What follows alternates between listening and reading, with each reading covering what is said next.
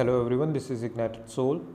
आज हम अपनी पोएम का पार्ट 2 देख रहे हैं, जिसका नाम क्या था? तिथोनस। Lo ever thus thou growest beautiful in silence then before thine answer given departest and thy tears are on my cheek. यहाँ पर जो लो वर्ड है ये विक्टोरियन इंग्लिश का है। ये वर्ड जो है ये अटेंशन को ड्रॉ करने के लिए यूज़ होता था जब कोई चीज़ इंटरेस्टिंग या अमेजिंग हो रही है उस समय। तो वो कहते हैं लो ever thus thou growest beautiful in silence, मतलब कि तुम हमेशा ही माहौल जब शांत माहौल होता है तुम उसमें और ब्यूटीफुल लगने लगते हो। अब ये शांत माहौल क्यों कह रहे हैं? क्योंकि डॉन के समय, जब भोर का समय होता है, उसमें बहुत शांति छाई होती है और उसी टाइम पे जो ऑरोरा है वो अपने काम पे लगती हैं, मतलब कि दिन की शुरुआत करने में लगी होती है। जब दिन की शुरुआत करती हैं तो वो जो पिछली शाम जो वो या पिछली रात में जो हल्की सी बूढ़ी हो गई होती है वो फिर से अपनी जवानी को वो फिर से वापस लाने लगती हैं, क्योंकि एक नया दिन उग रहा होता है ना, तो इसलिए उनकी जवानी वापस आने लगती है, वो और ब्यूटीफुल लगने लगती हैं। ठीक, लेकिन यहाँ पे वो कहते हैं कि तुम साइलेंस में तो ब्यूटीफुल हमेशा लगती हो और ज़्यादा तुम्हारा जो ब्यूटी है वो ग्रो करता जाता है, लेकिन then before thine answer given departest and thy tears around my cheek. लेकिन इस समय तुम जो मेरे प्रश्नों का उत्तर जो तुम नहीं दे रही हो, ये जो तुम्हारी उदासी है या फिर जो तुम्हारे मन पे जो ताला लगा हुआ है या तुम्हारे मुंह पे जो ताला लगा हुआ है, जो तुम अपने मन की बातें मुझसे कह नहीं रही हो या तुम सही से जवाब नहीं दे रही हो, वो मुझे खाए जा रही, वो अंदर से मुझे खाए जा रही, मुझे परेशान कर रही हो। ठीक है, और तुमने then before thine answer given डिपार्टेस, तुम बिना मेरा प्रश्नों का उत्तर दिए ही तुम डिपार्टेस चली गई। And thy tears are on my cheek, और जो तुम्हारे आंसू की बूंदें हैं वो मेरे किस पे? चेहरे पे, चीक मतलब कि मेरे गालों पे पड़े हुए हैं, क्योंकि जो तिथोनस थे वो उनकी गोद में लेटे हुए थे उस समय, इसलिए वो रो रही थी, आप मतलब समझ सकते हैं, और वो उनके गालों पे उनकी आंसू की बूंदें गिर रही थी। यहाँ पे जो goddess of the dawn Aurora है वो रो क्यों रही हैं? क्योंकि वो इस समय अपनी कमजोरी को व्यक्त कर रही हैं कि वो नहीं ले सकती वापस अपने वरदान को, अपने दिया हुआ वरदान जो अब इस समय तिथोनस के लिए अभिशाप बन चुका है, अमरता का अभिशाप। Why wilt thou ever scare me with thy tears and make me tremble lest a saying learnt in days far off on that dark earth be true? अब ये कहते हैं कि वाई विल्ट, विल्ट यहाँ पे विक्टोरियन इंग्लिश का ही एक will का फॉर्म है, जो अभी हम मॉडर्न इंग्लिश में विल यूज़ करते हैं, विक्टोरियन इंग्लिश में विल्ट बोला करते थे। कि why will thou ever scare me with thy tears, तुम क्यों मुझे हमेशा अपने आंसुओं से डराती रहती हो? यहाँ पे डराती रहती हो से इनका तात्पर्य है कि क्योंकि भाई जब अगर वो कोई क्लियर जवाब नहीं दे रहे, कुछ नहीं दे रहे, तो इसका मतलब है कि वो अपना वरदान वापस नहीं ले सकते, तो इसलिए वो डर रहे हैं कि वो हमेशा उनकी परिस्थितियाँ ऐसी ही रहेंगी, उनकी स्थिति जो है वो ऐसी ही होगी। ठीक है, वो कहते हैं कि and make me tremble lest a saying learnt, मतलब और ये जो तुम्हारे आंसू हैं ये मुझे कप कपा देते हैं, या फिर मतलब जिसकी वजह से मेरा पूरा शरीर काँप जाता है डर के मारे, जो आपको अचानक से शौक लगता है वो उस तरीके का। Tremble lest a saying learnt, lest a saying learnt मतलब कि ये जो तुम कह रही हो, ये सारी चीज़ें कह नहीं रहे हो, बेसिकली ये जो तुम मेरे साथ कर रही हो, ये सारी चीज़ें मुझे मजबूर कर रही है एक कहावत को सच मानने पे, जिसको मैंने बहुत पहले वो काली पृथ्वी पे, काली अंधेरी पृथ्वी पे सुना था, और वो शायद आज सच होने जा रहा है। Be true in days far off on that dark earth be true. Dark earth का यहाँ पे ये भी मतलब है कि जहाँ पे मृत्यु हो सकती है, मतलब मृत्यु लोक, पृथ्वी को मृत्यु लोक कहते हैं, जहाँ पे सब मर जाते हैं, लेकिन इस समय तिथोनस क्या है? अमर है, और साथ ही साथ वो स्वर्ग में रह रहा है देवी के साथ, तो इसलिए वो यहाँ पे डार्क अर्थ का मतलब मृत्यु से, यहाँ पे डार्क कलर का मृत्यु से तात्पर्य है या उससे रिलेशन है। ठीक, फिर उसके बाद ये कहते हैं कि the gods themselves can not recall their gifts. इन्होंने ये कहावत सुनी हुई थी पृथ्वी पे कि जो ईश्वर या भगवान होते हैं वो खुद ही अपने गिफ्ट, अपने वरदान, दिए हुए वरदान को वापस नहीं ले सकते। ठीक है, या दिया हुआ अभिशाप भी हो चाहे कुछ भी हो, उसको वो वापस खुद से नहीं ले सकते। ठीक, the gods themselves can not recall their gifts. I me, with what another heart in days far off, and with what other eyes I used to watch, if I be he that watched the lucid outline forming round thee, saw the dim curls kindle into sunny rings। ठीक है, तो यहाँ पे आई मी यहाँ पे upset और worry जैसे दिखा रहे हैं मतलब वो परेशान है, मतलब मैं क्या करूँ, आई me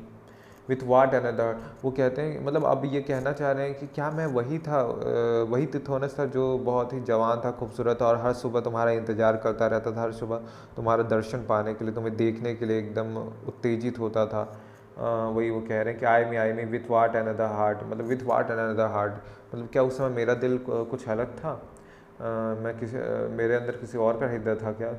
with what another heart in days far off, पहले पुराने दिनों में, and with what other eyes I use to watch, मतलब कि क्या ये मैं दूसरे को, क्योंकि आप देखो तिथोनस बूढ़ा हो गया है और उसकी आंखें भी कमज़ोर हो गई, आंखें कमज़ोर मतलब उसकी रोशनी अब जा रही है, उसको सब धुंधला धुंधला सा दिखता है, कुछ क्लियर ढंग से दिखता नहीं है। तो वही कहते हैं कि क्या ये वही आंखें थी जिससे मैं तुम्हें देखा करता था, क्या मेरे शरीर में ये वही दिल धड़क रहा है जो कभी तुम्हारे लिए धड़कता था या तुम्हें देखने के लिए धड़कता था। ठीक, I use to watch if I be he that watch, ऐसा लगता है मतलब जैसे मैं देखा करता था, I use to watch if I be he that watch, यहाँ पे देखिए वो खुद को ही बोल रहे हैं कि जैसे ऐसा लगता है कि मैं ही वो था जो तुम्हें देखता था, मतलब यहाँ पे वो अपने पुरानी स्थिति और अपनी जो प्रेजेंट की सिचुएशन है उसको कंपेयर करना चाह रहे हैं या कंपेयर कर रहे हैं। The lucid outline forming round thee, और यहाँ पे ये भी है कि उनको विश्वास नहीं हो रहा कि ये वही है, वही तिथोनस है ये जो अब मतलब बूढ़ा हो गया है, कमज़ोर हो गया, लाचार हो गया है। ठीक, और बिल्कुल मतलब कि बदसूरत हो चुका है क्योंकि बूढ़े हो गए हैं। ठीक, the lucid outline forming round thee. अब ये देखो ये मॉर्निंग की मतलब कि भोर की देवी थी, तो ये जब आती थी तो लालिमा छा जाती तो इनके किनारे इनके मतलब होता है ना कि आप देखे होगे देवताओं के पीछे बहुत तेज़ी से चमक आती रहती है और वो सब, तो उनका पावर एक तरीके से शो करती है। तो वही कह रहे हैं the lucid outline forming round the. Lucid का मतलब होता है ब्राइट और ल्यूमिनस या फिर एक्सप्रेस्ड क्लियरली, तो वही उसी की बात करेंगे जो तुम्हारे पीछे से प्रकाश आती थी। Outline forming round this saw the dim curls kindle into sun, और कैसे धीरे धीरे जो मतलब तुम्हारे पीछे से खूबसूरत प्रकाश आते थे और साथ ही साथ मैं देखता था कैसे धीरे धीरे जो तुम्हारे बाल हुआ करते थे वो मतलब काले से धीरे धीरे एकदम ऑरेंज और उस तरीके सनी रिंग्स में मतलब कन्वर्ट होने लगते थे तुम्हारे बाल, मतलब कि जो थे वो आग में, ऐसा लगता था कि आग जल रही, एकदम चमकदार हो जाया करते थे तुम्हारे बाल, ऐसा लगता था आग से बने हुए हैं। ठीक, क्योंकि वो तो उस समय मतलब कि सूरज को उगाती रहती थी ना, तो इसलिए सूरज की गर्मी धीरे धीरे बढ़ती चली, जैसे सवेरे वो रेड दिखता है फिर धीरे धीरे येलोइश होता जाता है और हीट बढ़ती जाती है, तो वही वो बता रहे हैं वो प्रोसेस बेसिकली यहाँ पे कि the dim curls kindle into Sunny rings. अब हम आगे की लाइन देखते हैं। Changed with thy mystic change and felt my blood glow with the glow that slowly crimsoned all thy presence and thy portals, while I lay, mouth, forehead, eyelids growing dewy warm, with kisses balmier than half-opening buds of April, and I could hear the lips that kissed whispering I knew not what of wild and sweet। यहाँ पर जो तिथोनस है वो कह रहे हैं कि change with thy mystic change and felt my blood glow with the glow that's, मतलब जैसे तुम्हारे शरीर में चेंजेस आ रहे हैं, जो परिवर्तन आ रहे हैं, मतलब कि वो पहले नॉर्मल दिख रही थी लेकिन उसके बाद धीरे धीरे वो ग्लो करने लगी, बहुत ज़्यादा चमकने लगी, उनका जो शरीर था वो वाइट से पिंक फिर रेड फिर धीरे धीरे वो मतलब पूरे अपने अवतार में आने लगी, वो अपनी उनकी खूबसूरती और बढ़ती गई। तो वो कह रहे हैं कि जैसे जैसे तुम्हारी खूबसूरती बढ़ रही थी, change with my mistake change and felt my blood change with thy mistake change and felt my blood glow with the glow that slowly crimson और, मतलब कि मेरा ब्लड भी वैसे ही ग्लो करने लगा जैसे जैसे जैसे तुम्हारा ब्लड ग्लो कर रहा था, मतलब कि मेरे अंदर भी खूब शक्ति से मुझे ऐसा लगने लगा कि मेरे अंदर भी मेरे भी खून में रक्त में वैसी शक्ति आ रही है। ठीक है, और साथ ही साथ वो मतलब उनकी ब्यूटी से वो इंस्पायर्ड हैं और वो इन्फ्लुएंस्ड हैं थोड़ा। ठीक, और glow with the glow that slowly crimson, मतलब जो हर जगह ये जो ग्लो है, ये जो चमक है, जैसे धीरे धीरे सब पे क्रिम्सन सब हर जगह फैल जाती है, सबको हर चीज़ कवर कर लेती है ये glow. Crimson all thy presence and thy portals, मतलब तुम्हारे प्रेजेंस और तुम्हारे पोर्शन मतलब तुम्हारी पूरी बॉडी को साथ ही साथ पूरी बॉडी को तो ये तुम्हारी लालिमा में कन्वर्ट ही कर देती है। साथ ही साथ ये जो लालिमा है ये तुम्हारे प्रेजेंस का भी सूचक है, ठीक है, उसका भी सिंबल है कि तुम प्रेजेंट हो। वाइल आई ले, जब मैं लेटा रहता था, मतलब ये पृथ्वी की बातें करें, जब ये अपने महल में या कहीं भी ऐसे लेटे रहते थे, तिथोनस कह रहे हैं। While I lay, mouth forehead eyelids glowing dewy warm with kisses balmier than half opening birds. अब ये कह रहे हैं कि जो तुम्हारी मतलब क्योंकि देखिए भाई सुबह का टाइम जब होता है, भोर के बाद जब वो दिन चढ़ता है, तो कुछ टाइम के लिए जो धूप रहती है बहुत ज़्यादा तेज़ नहीं लगती, गुनगुनी सी लगती है, ठीक। तो वो कह रहे हैं कि तुम मुझे चूमती थी, तुम किस करती थी मुझे, मेरे माउथ पे, मेरे फोरहेड, मेरे माथे पे, मेरे आईलेट्स पे, आँखों पे, growing dewy warm with kisses balmier than half opening birds. Dewy warm मतलब वही कि गुनगुना सा, तुम्हारा वो जो छुअन था वो गुनगुना सा था, मतलब बहुत ज़्यादा गर्म नहीं, बहुत ज़्यादा ठंडा नहीं। और जो तुम्हारे किसेस, जो तुम्हारे चुंबन थे, किसेस थे, वो इतने ज़्यादा soft, balmier than half opening birds, मतलब इतने सॉफ्ट और इतने कोमल और इतने अच्छे लग रहे थे, जैसे कि वसंत में जब एक फूल की कली जो होती है वो जब हल्का सा खुली, आधी ही खुली होती, तब वो जितनी खूबसूरत, जितनी सुंदर लगती है, तुम्हारे किसेस भी कुछ उसी तरीके के, उतने ही सुंदर, उतने ही कोमल, उतने ही आरामदायक और आराम पहुंचाने वाला, सुकून देने वाले हैं। Birds opening, half opening birds of apparel and could hear the lips that kissed whispering and, और मैं उन लिप्स को, उन होठों को जो मुझे किस कर रहे हैं, जो मेरे शरीर पे चुंबन दे रहे हैं, मैं उनकी विस्परिंग को, उनकी आवाज़ों को, उनकी फुसफुसाहट को सुन सकता हूँ। I knew not what of wild and sweet, और मुझे पता नहीं होता था, मैं इतना उस चीज़ में मदहोश हो जाता था कि मुझे पता नहीं होता था कि तुम उस समय क्या कह रही हो, क्या बोल रही हो। वो जो विस्परिंग, उसमें से फुसफुसाहट सी आती रहती, तुम कुछ बोलती रहती थी धीरे धीरे, प्यार से जो तुम मेरे कानों में कुछ बोलती रहती थी, वो मुझे बहुत ही रोमांचित करता था, और वो मुझे बहुत मीठा सा लगता था। ऐसा लगता था जैसे like that strange song I heard Apollo sing while Ilion like a mist rose into towers. मतलब जब अपोलो ने वो गाना गाया था, जब इलियन नाम के शहर को बनाया जा रहा था, जो कि अचानक से धुंध में से बड़े से टावर में कन्वर्ट हो गया, मतलब कि जादुई तरीके से, मतलब एक जादुई समा सा तुम बांध देती हो जब तुम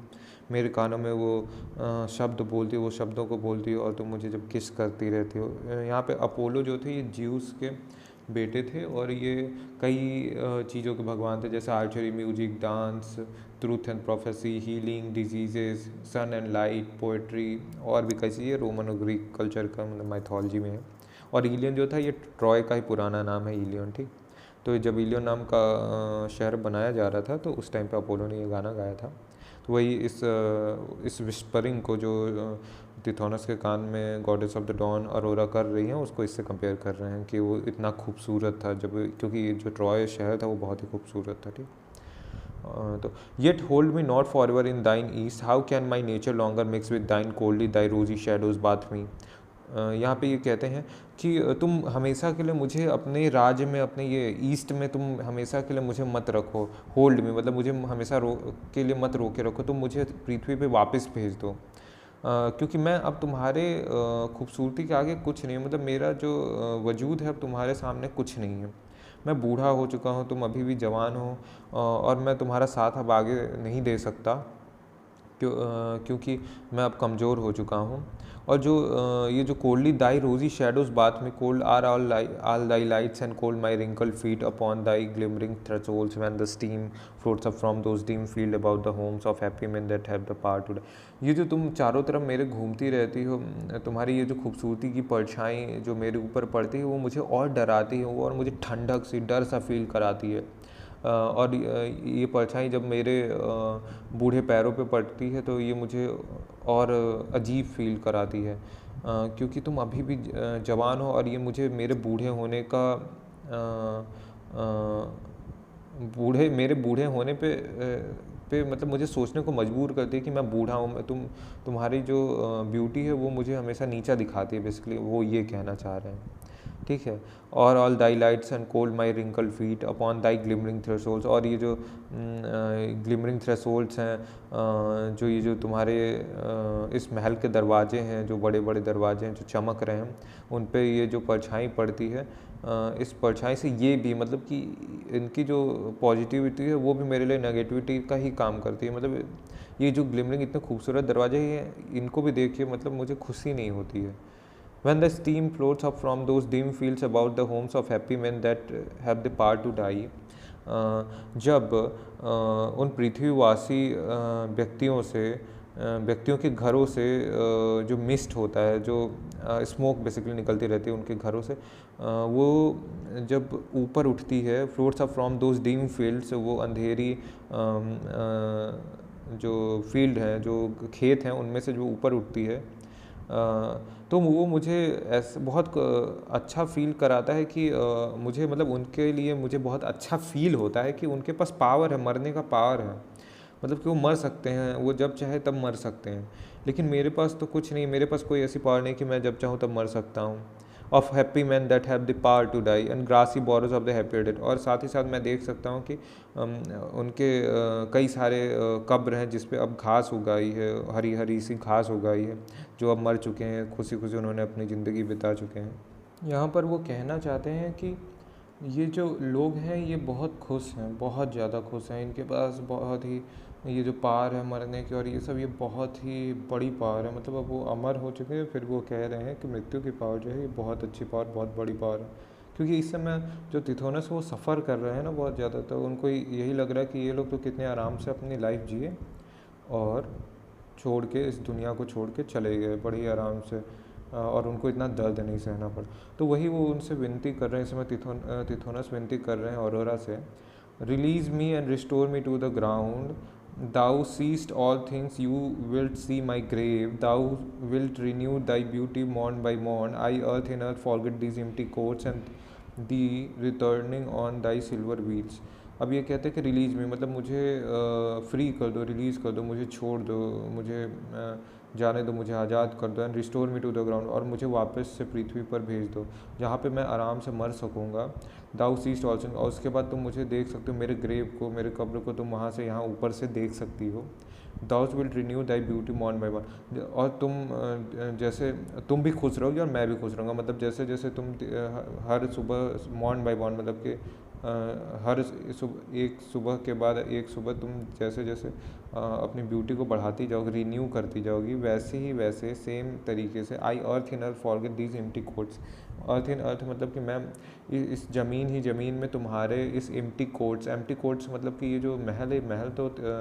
ऑरोरा का बहुत सुंदर है और सारा वहाँ पे फैसिलिटी सब कुछ है, लेकिन फिर भी वो उनको एम्प्टी लगता है। क्यों लगता है? क्योंकि वहाँ पे बहुत ही मायूसी फैली हुई है, बहुत मतलब खूबसूरत तो बहुत है, बहुत बड़ा है, लेकिन बहुत ही मायूसी फैली हुई है वहाँ पे। जैसे कि आजकल सबके जीवन में मतलब कि हर तरीके की सर्विसेज सबके पास अवेलेबल है, हर तरीके की सुविधाएं लगभग ज़्यादातर लोगों के पास अवेलेबल है, लेकिन फिर भी वो लोग नाखुश हैं। उसी तरीके से वो कहते हैं कि वहाँ पे बिल्कुल खुशी नहीं। तो मतलब ये जो पूरी पुरानी और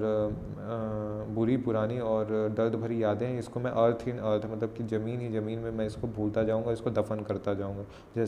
जैसे कि तुम हर सवेरे सवेरे तुम खूबसूरत होती जाओगी जितनी ज़्यादा, उतना ही मैं तुमको भूलता जाऊँगा। और ये earth in earth forget these empty courts and thee returning on thy silver wheels, और तुम अपने चांदी के रथ पे वापस लौट जाओगे। And thee returning on thy silver wheels, और तुम मेरी ज़िंदगी से और मेरी यादों से अपने सिल्वर व्हील पे वापस लौट जाओगी, अपने घोड़ों के साथ, अपने उस रथ पे, अपने उस खूबसूरत रथ पे। तो यही है कि यहाँ आप पूरे पोएम में देख सकते हैं कि बेसिकली तिथोनस अपना दर्द को व्यक्त करता है और वो कैसे दिखाता है कि मतलब ऑरोरा असमर्थ हैं अपना वरदान लेने वापस लेने में और बाकी चीज़ें। और वो ये भी दिखाते हैं कि मतलब कि वृद्ध व्यक्ति की, ओल्ड मैन की, या मतलब कि ओल्ड एज में लोगों की को कितनी सारी दिक्कतें होती हैं, और वो कैसे जो बाकी लोग हैं या जो जवान लोग हैं वो उनकी परवाह ज़्यादा नहीं करते, या बहुत सारी चीज़ें हैं। तो ये सारी चीज़ें इस पोएम में शो करने की कोशिश की गई है, और इस पोएम को लिखा है अल्फ्रेड लॉर्ड टेनिसन ने। तो यहीं पर मैं आप सबको बाय बोलूँगा, और अब हम अगली पोएम में दोबारा मिलेंगे। Thank you.